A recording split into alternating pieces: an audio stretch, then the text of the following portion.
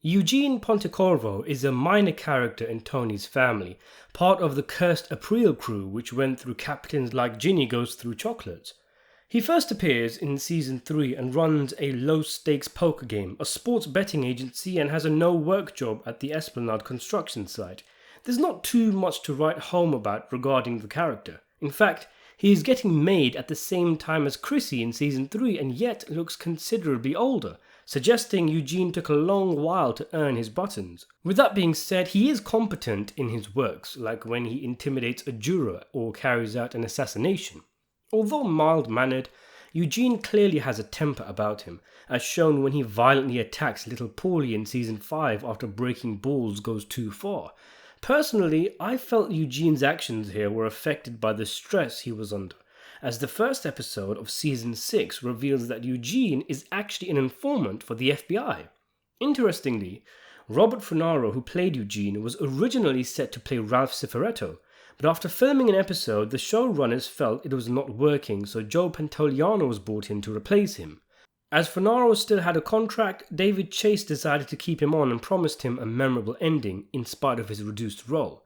Maybe this line by Johnny Sack is a nod to the change of roles. Ralph Cifaretto's the only one who knows how to handle the Esplanade? Put Pontecorvo in there. Anyway, in the season 6 premiere, Eugene inherits $2 million from his deceased aunt, during a time where there are serious tensions at home with Eugene's wife pushing him to talk to Tony about retiring to Florida.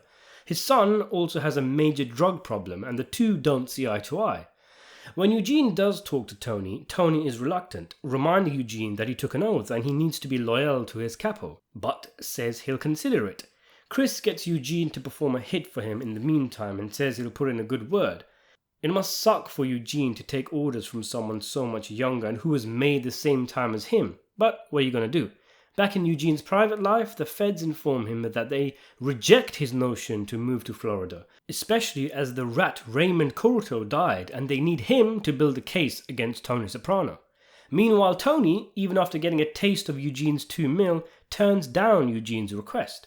After Eugene performs the hit, there's a small scene of him trying to get rid of a smudge of blood off his face, and he inadvertently ends up wiping more on the map he has laid out in front of him, perhaps symbolism of the fact that he won't be able to rid himself of this life. The story of Eugene Pontecorvo is a sad one. Tony and the feds both stop his dream of escaping the mob life and repairing his relationship with his family. Scenes of he and his wife excitedly house hunting and Eugene staring lovingly at photos of him and his son years ago are devastating, especially when juxtaposed by Eugene's violent and sudden hanging of himself. Though it will no doubt traumatize his family, Eugene died without having been convicted of a crime, so the $2 million he inherited will go straight to his family. As the opening episode of the final season, it sets up one of the key themes of the season, about these guys, Tony, Vito, Chrissy, being unable to walk away to escape the life. Eugene was a rare case where he tried everything within his power to get away, but he was trapped, boxed in from all the angles, his story destined not to have a happy ending. He wasn't just a rat, he was trapped like a rat. His comment about his aunt being the only person who made him feel special, coupled with all the stresses we see him go through, paints a picture that Eugene had a pretty sad life. His story's theme is similar to that of the movie Donnie Brasco, in that mob life is not all glitz and glamour. Christopher's line about Eugene, who wouldn't want to take the easy way out, highlights how little the crew knew of the struggles Eugene was going through, and that he will be remembered as a coward. Their estimation of him as a man plummets, whereas others like Raymond, who looked at ease ratting for the feds, is remembered as a stand-up guy.